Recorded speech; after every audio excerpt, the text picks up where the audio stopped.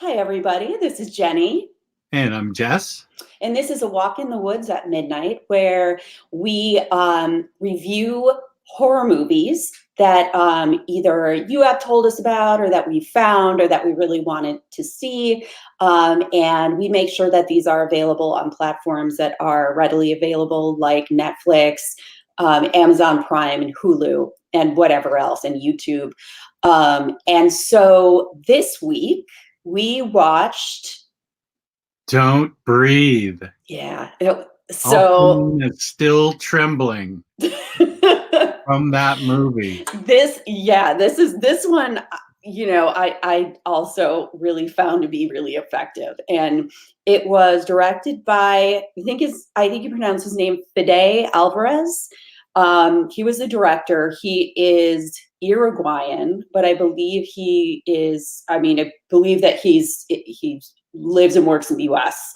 And he also had directed the 2013, I think it was the remake of Evil Dead.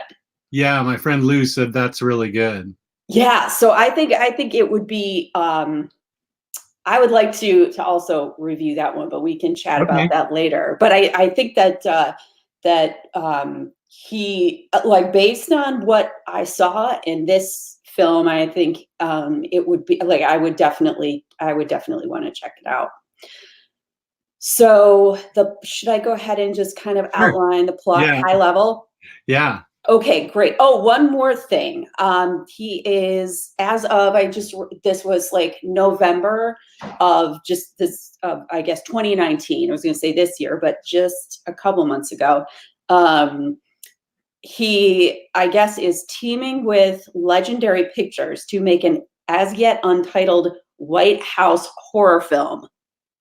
So, White House horror film? Yeah, it's being described as The Shining set in the White House, which, obligatory joke, right? But, yeah, I know. I won't make the obligatory joke. We'll spare you that. But anyway, this film, Don't Breathe, was it was released in 2016, and I believe it has the same female star as the Walking Dead remake, or I'm sorry, is that Walking Dead or Evil Dead remake that he did in 2013. Oh, I'll watch her. She was awesome in this. She's really good. I think really good, really effective. And it's so so just to give a 30,000 foot view on this, it was set in Detroit, like modern day, and it's these three kids who, at least one of whom, the woman in the movie, is having a really, really difficult time. She's living in squalor with her mom, and who is like a drug addict, and her, terrible stepdad, and she has a little sister. So anyway, basically setting the scene quickly to show that she's desperately in need of money. She and two other guys, one of whom I think is her boyfriend, and another guy who just really likes her. Right, money, yeah. And another guy who just really likes her. They like pull off jobs, and just kind of like, they basically rob rich people in Detroit, and they are able to do this because Alex, the guy who is like the third member of the team, who the one who likes her, his dad is a security, like he owns like a security business or something, and so there are all of these like skeleton key remotes and keys and whatever. He has codes for all the alarms and stuff. Exactly. So I think it's Money finds this great job that they want to do, and it's robbing an old blind man who lives in basically like kind of like crumbling section of Detroit. And so it's like empty houses for what look like miles. And so and he had gotten a cash settlement from a rich family whose daughter had run over his daughter and killed her. So he's got, they think, about $300,000. So they go in to rob him. And I think that, what we can basically say is they get way more than they bargained for. This guy is he's a, I think Iraq. Gulf Was it Gulf War. War? I Okay. think they said vet, and he's lost his sight in an explosion. So it was, and one thing that I thought was weird was, like, I was sort of quickly calculating in my mind how old this guy could be, and the oldest I kind of could come up with, or the average kind of, would be like 50. I was like, is that it? Am I thinking about this right? He was a pretty grizzled. He could be. I mean, yeah, he's seen some things and done some things, so he could look. He looked older. He definitely did. I mean, he looked 65. I was sort of like, maybe don't name what war he was in, because, or whatever. Maybe just say he was a veteran. I don't know. I would have preferred that stay, small quibble, certainly. But I was mostly like, wow, is 50 an old man nowadays? No. So anyway, so they break in, and then they go about their business, and they find out very quickly that this guy is not to be fucked with. That's a perfect way to put it. Yeah, exactly. Yes. Unexpectedly. So basically they have to, because they thought he was a pushover because he was blind and older. He looked older. Yes. He looked much older than his actions would suggest. Yeah. And they went in at night thinking, he'd be asleep. Right. And he was, but he woke, he woke up, which he kind of like comes around the corner unexpectedly. And it's like, I think their initial thought is like, oh, great, now we're going to have to kill this old guy. But he just doesn't, he gets rid of the problem quick. But he doesn't know how many other people are there. And so the rest of the movie, they're kind of trying to keep things vague enough so that he doesn't really know how many people are there, or that anyone else is there. Eventually it becomes very clear that they are there, but the title is extremely effective in that he can't see, but he can hear. So there are so many effective scares where they're just reaching around in the darkness, and when he shuts off the lights in the basement, for example. Are we getting into spoilers here? I don't know. Yeah, probably. We'll say this. We'll just say Wait, I have a special banner for that now. That's right. Spoilers. Yeah, that's a crawl. There we go. So I guess then what I wanted to hear were, because I feel like I kind of walked us through most of it. So I want to know from you, just that beginning, kind of like that first maybe third, where he comes out and we realize that he's a force to be reckoned with. I know that this whole idea of sort of, it's almost like a childlike fear, or kind of like a primal fear of being discovered. Right. So it was kind of like not only being pursued and running away, but also that the hiding, which I think for me was something that I really was like, oh my God. I was tense from the moment this movie began, because they're breaking into houses, which, and trying to get in and out as fast as they can. And so that flipped me out right away. I'm like already tense. Yeah. Breaking into these houses. then when they break into this house, they first have this blind guy has the evil dog from hell that they have to deal with. Oh yeah, This it's a giant Rottweiler. guard dog that I my dog was in the room with me sleeping and snoring. Mm-hmm. So that like added to the tension whenever the dog, I always felt like the dog was there because I could hear my Cocker Spaniel snoring. And so they dope the dog, Mm-hmm. and they break in and they or they let themselves in, and using the alarm code. As soon as he appeared, like, because they set off a gas bomb. Yeah, yeah. That was supposed to be chloroform or something, I guess. I don't know what it was. He added something to the water, put a hole in it, and it reacted, and it was supposed to fill the room with gas and knock this guy out. Right. And when he shows up, I jumped a foot,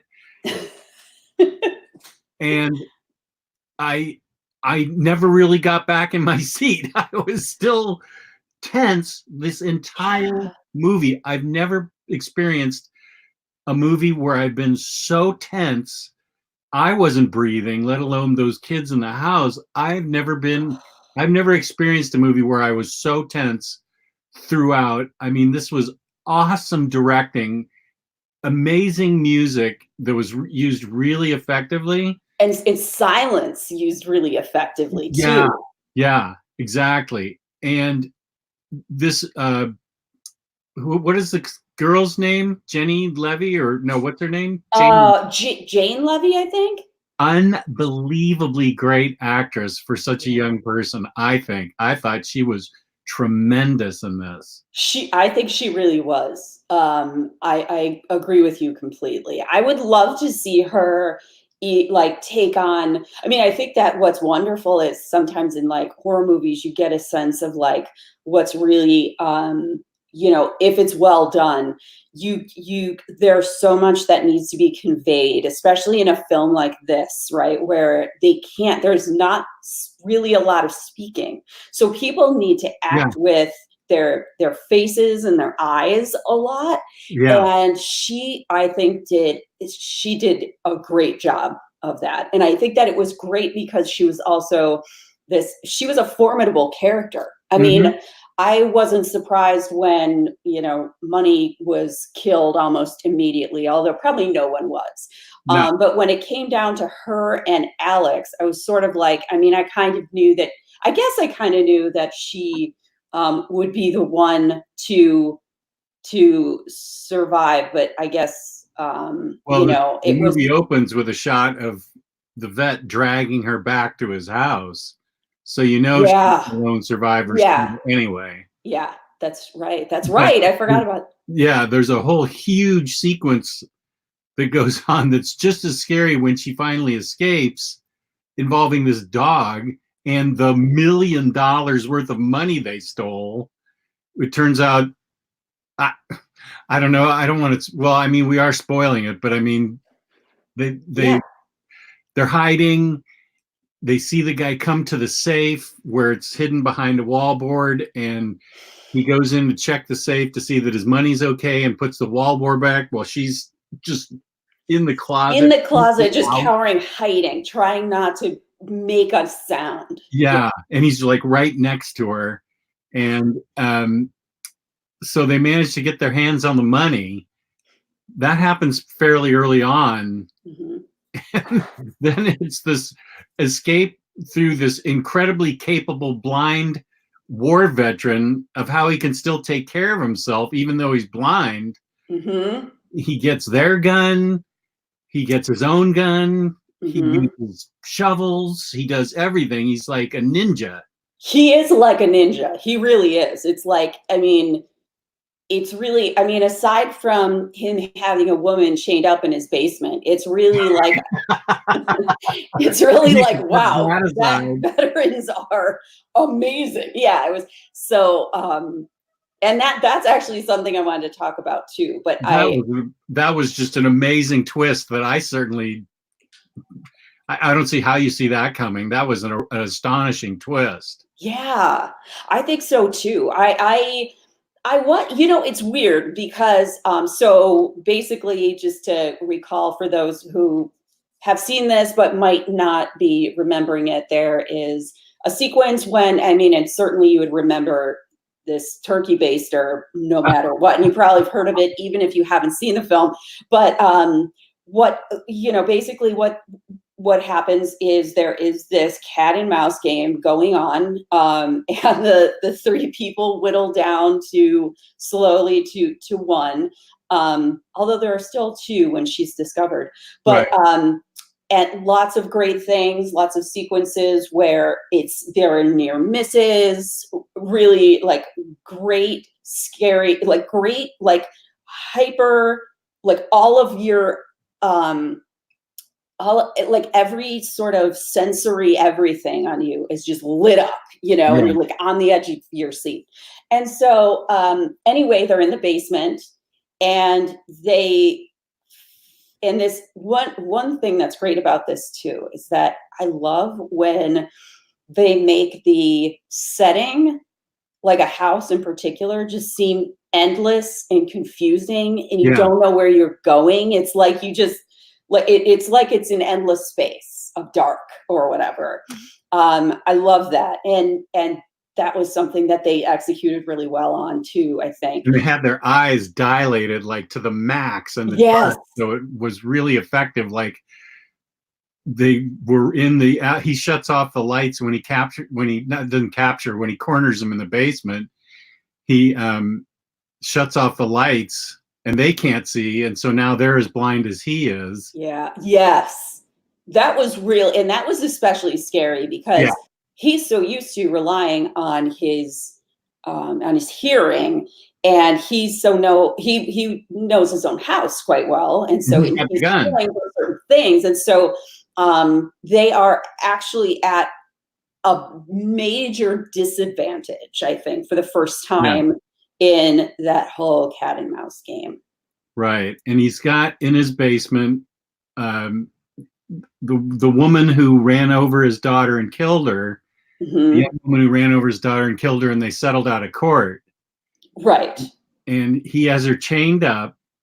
If that's the big reveal, that's the Yeah. huge, huge surprise that this movie rests on top of. This, I mean, without that, it still would have been remarkable, but with it, it was even more remarkable, um, because he not only blamed her for the death of his child.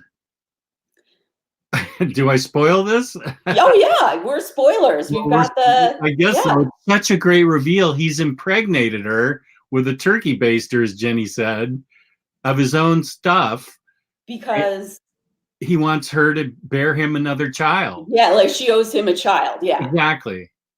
So I was extremely surprised by that. I was kind of like, I don't know. Here's what I felt like in some ways. I felt better about myself because I felt like, okay, now the scales totally tipped in, like, okay, he's a bad guy. So Now now it's okay. we're rooting for the bad guys now. The plot completely flips. We're rooting for the bad guys Right. who Although who before that, even I was still sort of like, I get it. She's desperate. oh, okay. She's got so I already felt like I'll be honest, I enjoyed feeling a little bit like, is this okay? Is it not okay? I'm rooting for her. What does that say about me? Does that feel okay? I didn't I don't think it needed I don't think it needed the reveal personally.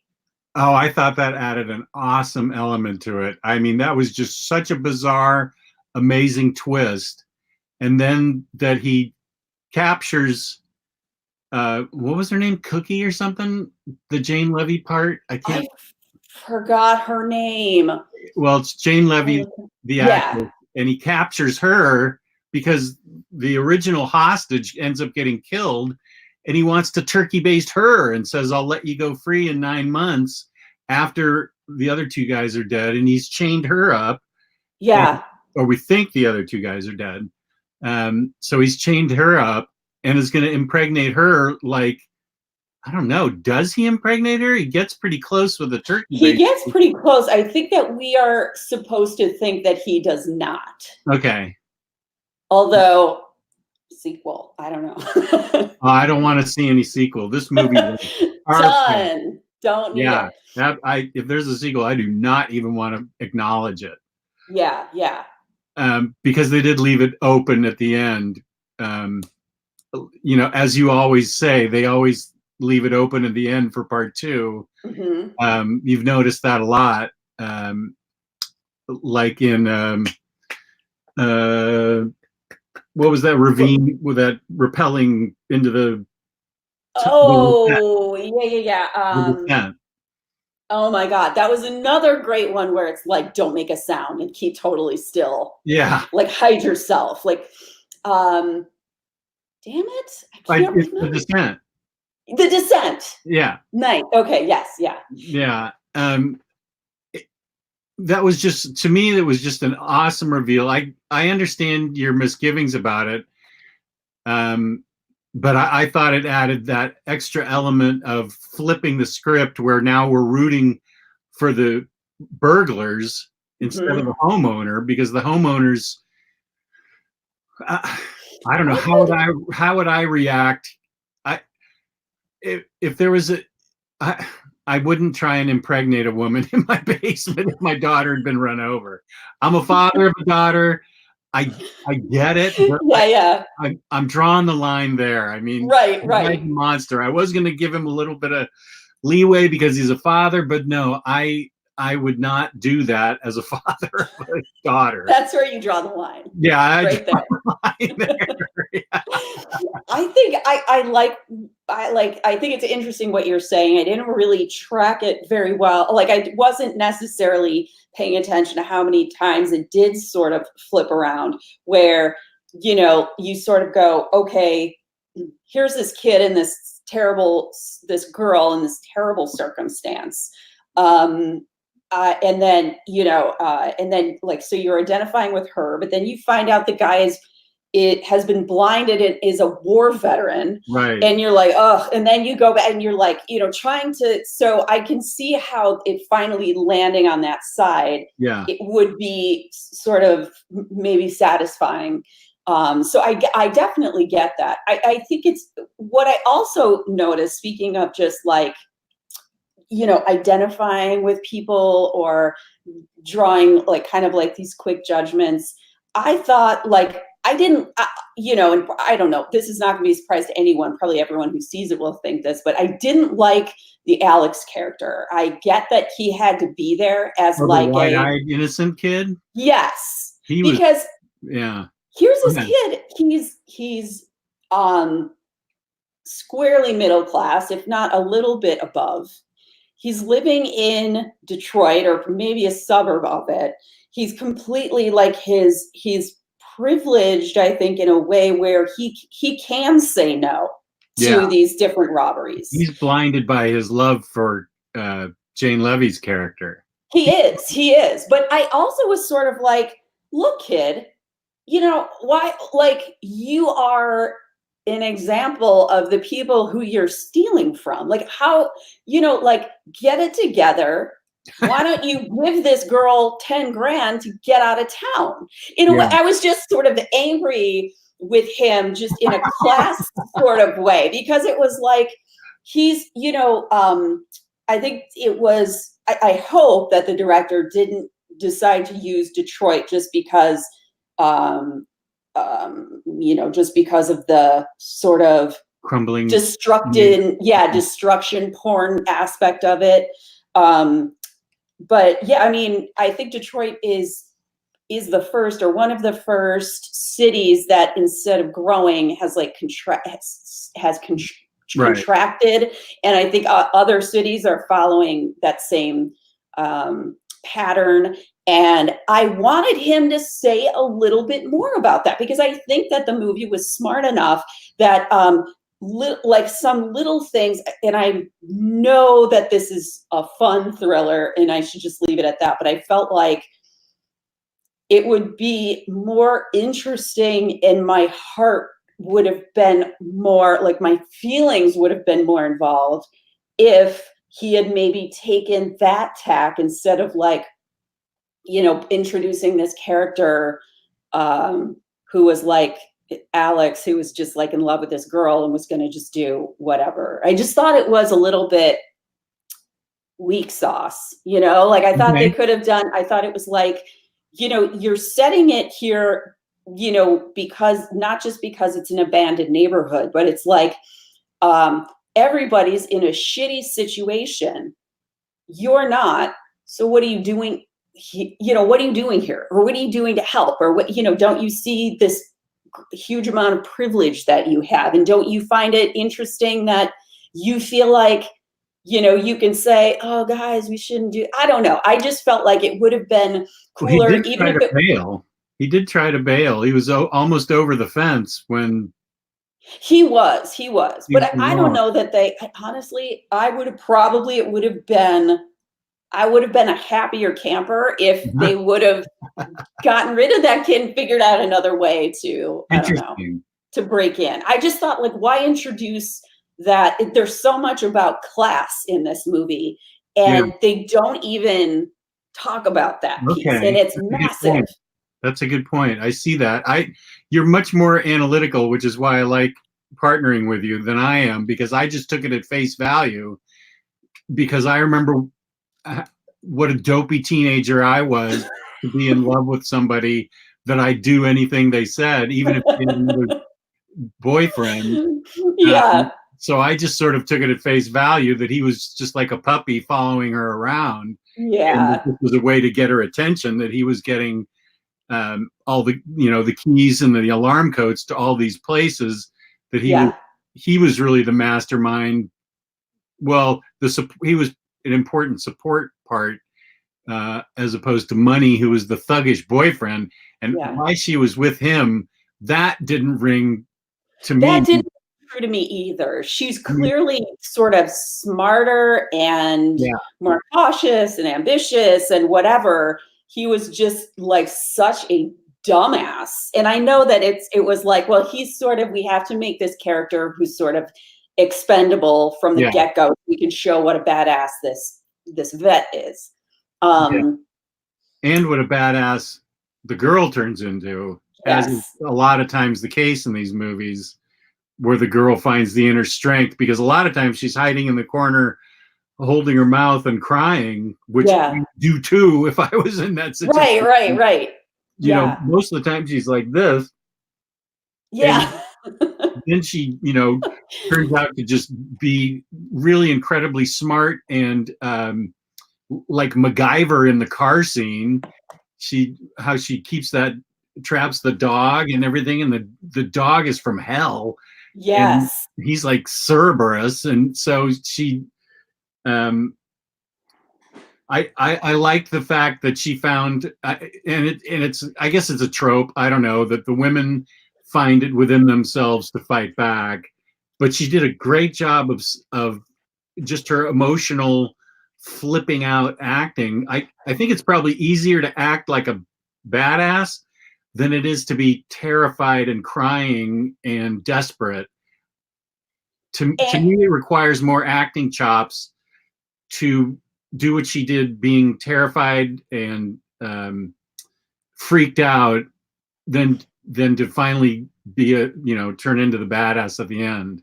Yes, yeah, and I think that you're right. I mean, I think that she's like, what's interesting about it is that you're right. I mean, it's a trope, but it's also kind of like it's also like made it smarter, because she is smarter, and because she does figure out all of these things. Just trapping that dog in the car alone took a lot of just sort of like skill and intuition, and just there was this mix of things that came together, and that was sort of like more I don't know, like that's a much more fascinating character to watch than like the old woman just crying. She was crying like anyone would, like you said, and freaked out, but she was also calculated. Right. Yeah, she ran the gamut of emotions Yes. from desperate for money to angry to the pissed off at the end, and she just filled it all in. All the emotions of being desperate to escape, scared of the dark, scared of this guy coming after her, crying real tears of desperation. And I mean, she made me feel it every time I saw her character on.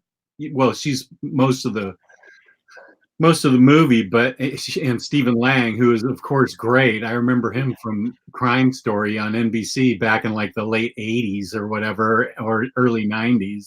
Really? I'm gonna check that out. Oh, Crime Story was great. It had Dennis Farina in it. I think I'm pronouncing his name right. It ran about 5 seasons, and it was balls to the wall, action packed, taking matters into your own hands. Law officer that was just awesome. I love that Wow. story. Okay. See, I'm Dennis just writing. Farina or Farina. I think it's Farina. He's Okay. no longer with us, and I know Stephen Lang was in Avatar too.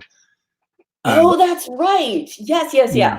Okay. But I Cool. remember him mostly from Crime Story. That's great. You would love if you could. I don't know. It's probably on Hulu or something.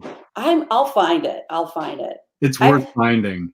Another great cop show, just gotta say, is The Shield. Which did you see that? I've heard tons of great things about that. Oh my God, Eric is like, he's introduced me to a lot of things that I thought were like whatever, or like that's so cheesy, but cop shows were a big, like, procedurals and stuff like that. And this was like, he was like, no, we're going to sit down and watch The Shield. Like, this is a condition for her marriage. And so I was like, all right, we'll watch this. And that's everyone who's on here. Side note, watch The Shield. And watch every season of The Shield and Crime Story. How many seasons did The Shield go? Oh God, I mean, it was several. It was probably 4 or 5. Okay. I would say, yeah. Worth every minute, worth every second. Okay. So yeah. So I think that we both really liked this movie. Oh, one last thing I wanted to say about the turkey baster scene. I guess I didn't realize this, but and I mean it makes some sense, but there was some controversy, I guess, when this first came out, because the man, the crazy old blind man who tries to impregnate her, says something along the lines of, I'm not a rapist. Yeah. And people kind of went batshit crazy, like, because what? Like, yes, it fucking is. But yeah. I was sort of like, but this guy is off his rock. I mean, it wouldn't, like, I can see why he thinks it doesn't surprise. Yes, exactly. If there are any women in the audience who've seen this, and we can discuss, I think, or men. I mean, it doesn't matter. Anybody who noticed this and was bothered by it or disagrees with us, we would love to hear about it. I think it would be really interesting. But I think that it's something that I noticed, and I think that anytime being contained like she was, and with a fear of something happening, it didn't seem off the wall to me, nor did his very fucked up point of view about this woman, the original woman he had tied up down there, owing him a child. The guy's clearly insane. So anyway, yeah. Yeah, no, I agree that in his mind he thinks he's not a rapist, but what he's doing to the girls is clearly rape and a violation of their bodies. Right. Yeah. Exactly. I can see why people got upset, but I can also see in his twisted mind why he thinks he's like above that. Right. And I don't think that I think that the intention of the directors or the director wasn't to go like, oh, it's fine because it's not. I think that Right. he was like, this guy's off his goddamn rocker. Right. So he's going to just believe, he believes things that are insane. Like it's fine to Right. just, you know, whatever. Yeah. Right. So Agree. We agree cool. to agree. We agree to agree. I like that. So I guess final thoughts.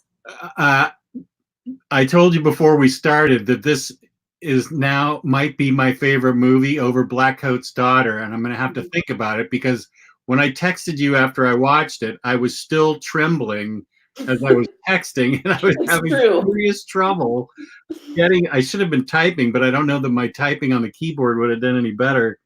But on my phone, I was just like because I was trembling from how tense I was through this whole movie. And for that to happen, that's never happened in a movie before, where I've been so flipped out through the whole movie.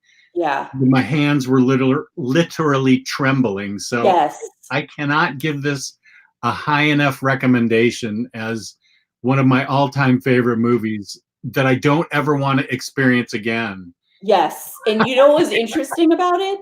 It was like really, I don't think there was a single jump scare in it. I think it was like a constant jump scare. It was like a constant, like your senses are like everything is just so like you're so tense, like every tendon in your body is tight. Like it was, so it was really, really good and so effective. And I really liked it too. Yeah, that's a good way to put it. It was just an extended jump scare. Yeah. The whole movie was scary as heck the whole way through till the very end. Yeah. I mean, I thought I liked the ending that it was a scary enough kind of ending for me too. I can't say enough about this movie. It was an excellent choice. Yep. From my ex-husband, everyone. So I keep him around. My kid, but also horror movies. For movie recommendation. That was an impressive recommendation. I was literally flipping out through the whole movie. And I just can't recommend it highly enough. Awesome. All right, cool. So 2 thumbs up. Yeah, all thumbs, all fingers, everything. Not the middle finger. Everything but the middle finger. Everything's great. This movie was awesome. Agree. Okay, well, good. We agreed that we liked Don't Breathe. And speaking for myself, I was constantly flipped out, and it sounds like Jenny was also tightly wound during this. Very, yes. So super fun. Yeah, it is. Fun. For some reason, we like to be scared, and this filled the bill nicely. It sure did. So if you want to be scared out of your wits, you need to see Don't Breathe. And this is Jess and Jenny with A Walk in the Woods at Midnight signing off. Please leave a like, leave a comment. We always respond to comments. And please subscribe. And peace and love. Peace and love.